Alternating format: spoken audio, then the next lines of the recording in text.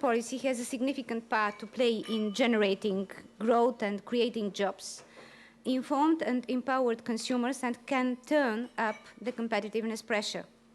Your agenda also is close to my objectives as a commissioner responsible for consumer policy, and it is a pity and a missed opportunity that consumer policy has not been included in the Lisbon guidelines for growth and jobs.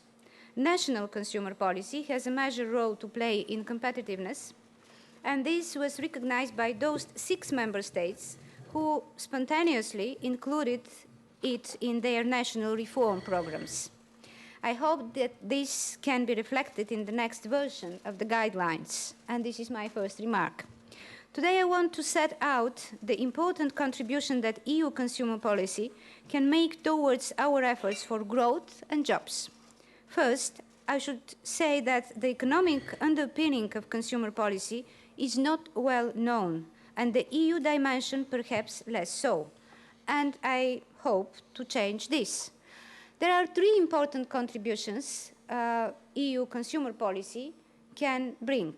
The first is through the completion of the internal market, notably the retail or so-called business to consumer. We very much like abbreviations. This is B2C part.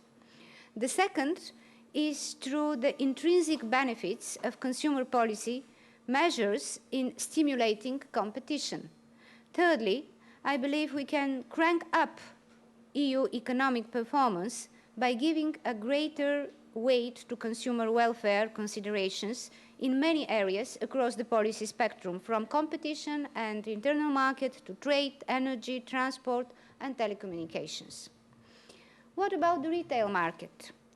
493 million consumers make the internal market potentially the largest retail market in the world in economic terms, and it could be the most competitive, innovative, and dynamic retail market. Instead, today, we have 27 national mini-markets. The result is a lack of competitive pressure to reduce price divergency. Back in 1992, the potential for integration of the retail side of the internal market was largely limited to shopping while on holiday and to those in border regions. Today, the e-commerce revolution, which has yet to reach its critical mass, has transformed the potential for integration of retail markets in the EU. But while the technological means are increasingly in place, business and consumer behavior lags far behind, restrained by internal market obstacles and a lack of confidence in cross-border shopping. Consumers and retailers have begun to embrace the e-commerce, but mostly within strictly national markets. The potential for a deeply integrated retail market is there, but it remains very far from being fulfilled. Consider the following. In 2006, 26% of consumers made at least one cross-border purchase in the previous 12 months, compared to 12% in 2003. 50% of consumers with an internet connection at home bought online, but only 12% bought from outside of their home country. 26% of consumers have bought financial services online or over the phone or by post domestically, but only 1% did it so cross-border. 27% of consumers did not see a single cross-border offer in the previous 12 months, and only 19% of retailers advertise across borders.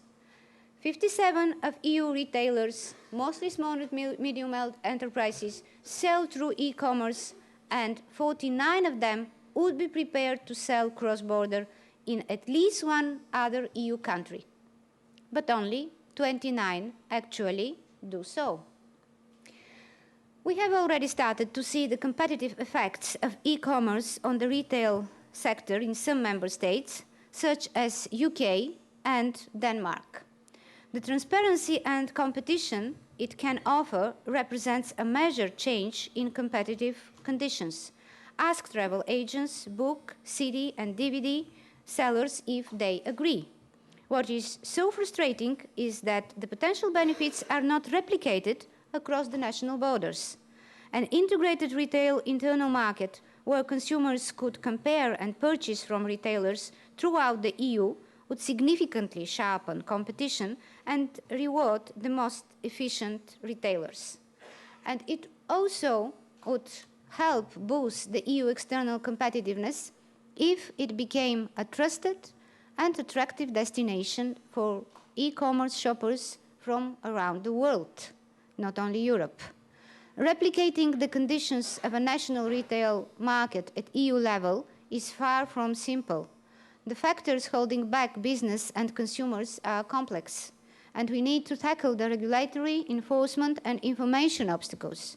And we need to look at consumer contracts and redress. Conventional wisdom has it that one should not open several fronts at the same time. But I have no time for conventional wisdom, being in the middle of mandate. I have 31 months remaining of my term in office, and I intend to get busy on all these fronts starting now. The new EU consumer policy strategy, which I will present to the College on 13 of March, will set out the priorities and actions in greater detail. And I'm hopeful we can lay the groundwork for a change in attitude for SMEs and consumers to retail in the internal market. Language, so often cited as the main obstacle, proves not to be as big a problem as some regulatory obstacles, either for business or consumers. 64 of retailers are prepared to sell in more than one EU language, 64. And 32 of consumers are ready to buy in another EU language. The process of creating the regulatory conditions for the development of the retail market involves a very careful harmonization of consumer protection standards and rights. And these are often so deeply embedded in cultures and behaviors that their value and importance in underpinning the market processes is often overlooked. Allow me to recall the importance of fundamental consumer rules, even if you start from the classical basis of the perfectly rational consumer. Information asymmetries exist in the market, especially for non-repeat purchases. There is an imbalance between the information available to the retailer and the consumer. Information may be incomplete or even deliberately untruthful, misleading, or even deceptive. Consumer legislation to require all advertising and commercial practices to be truthful, accurate, and non-misleading and non-deceptive. The Directive on Unfair Commercial Practices, which we cherish very much, puts in place a harmonized standard for this across the EU, and it also addresses another fundamental requirement for the market to function effectively. It obliges the retailer to supply information about the significant characteristics of the product. Better informed consumers who are able to make a free choice are essential towards the efficient functioning of the market, and they can drive forward a more efficient allocation of resources and higher economic welfare. But the effective functioning of the demand side of the market is about more than accurate and complete information. Consumers incur surge costs in obtaining information. Market transparency about price, quality, choice, and after-sales services is also essential. And this information needs to be comparable as well as accurate and transparent.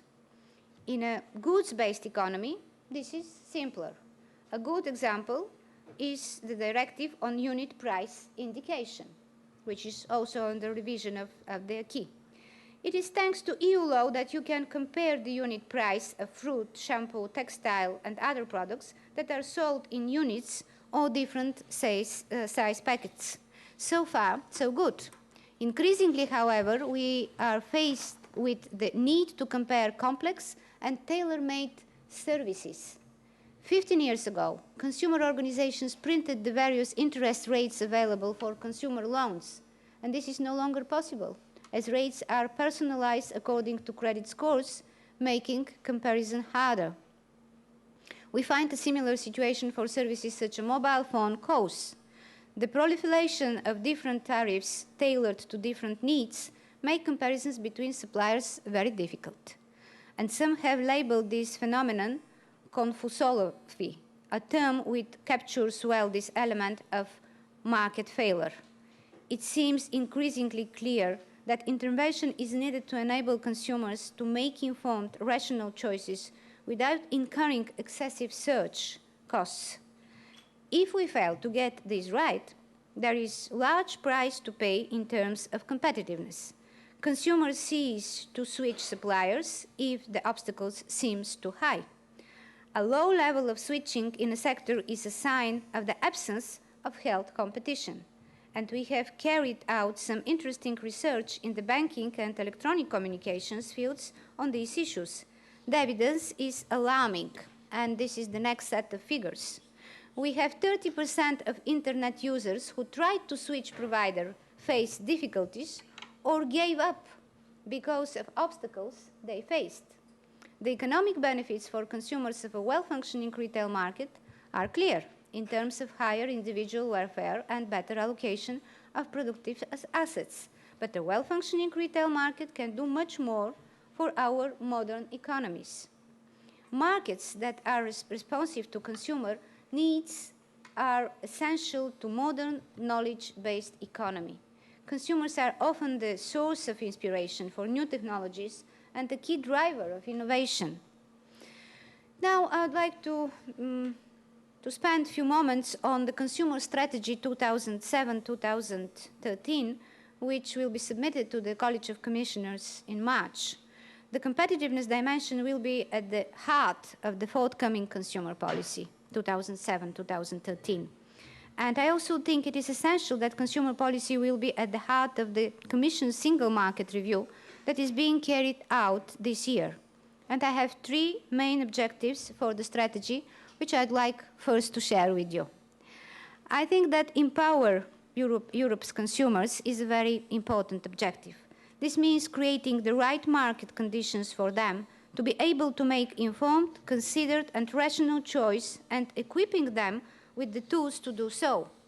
And I want to enhance the economic and non-economic welfare of Europe's consumers in terms of price, choice, quality, and affordability. Finally, I think it's important to protect consumers effectively. Market failures for consumers fall into two categories: those that individuals cannot address and those that they should address themselves. I want to ensure consumers are effectively protected from the former so they can devote their time and attention to the latter. For example, we need to ensure affordable access to essential services for consumers. We should work towards a modern European economy with low levels of economic and social exclusion. And it is an essential part of the political case for further liberalization. I have a number of key priorities in this respect. First, we need a better evidence basis for monitoring and, where necessary, intervening in the markets. We need to develop a more sophisticated model of consumer behavior so that policy is built on an understanding of consumers as they really are, rather than the entirely rational and almost robotic beings presented in the textbooks. And here I look to economists to help us develop a new model for consumer behavior that takes into account both classical models of rational behavior and perfect information together with the findings of behavioral economics that reveal the inherent biases in human nature.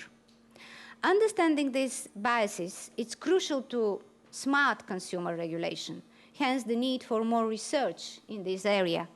We clearly also need a robust and modern regulatory framework fit for the modern economy, more sophisticated markets, and an integrated retail internal market. I have recently launched a major consultation exercise to help us improve EU rules on consumer contracts.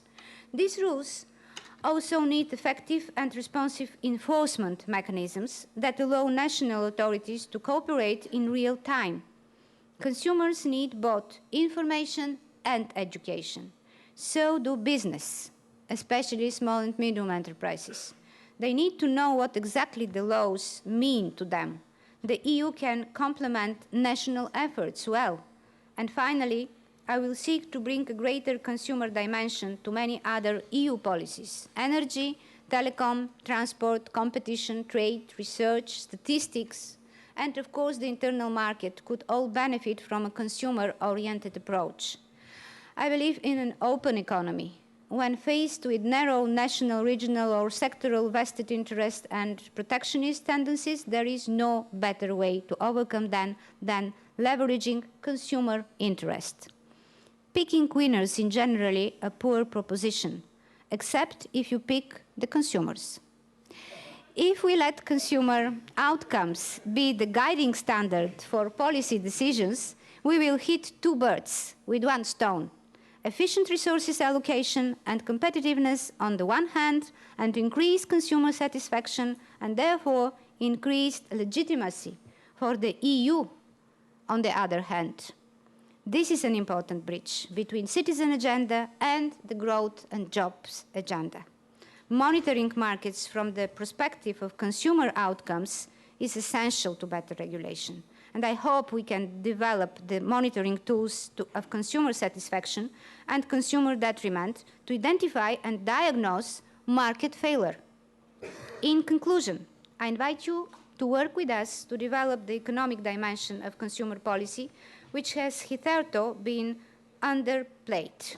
And I am convinced that consumer policy is at the center of many of the economic, social, and political challenges the EU faces. Through sound consumer policy, the EU can make a significant contribution to competitiveness and to help reconnect Europe with its people. And after all, we are all consumers, the biggest constituency of them all. As in economics, so in politics, number matters. Thank you.